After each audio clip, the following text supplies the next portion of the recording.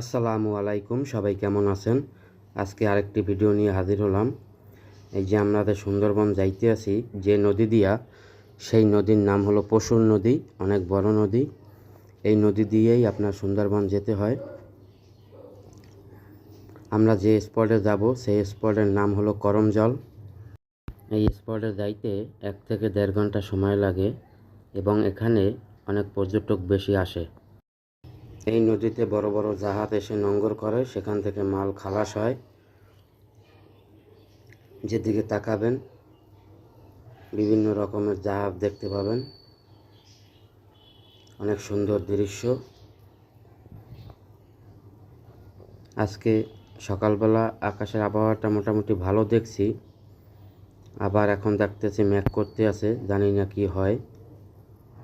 আপনারা সাথে থাকুন, পরবর্তী ভিডিওতে আবার দেখানো হবে। সবাই ভালো থাকবেন। আলহামদুলিল্লাহ।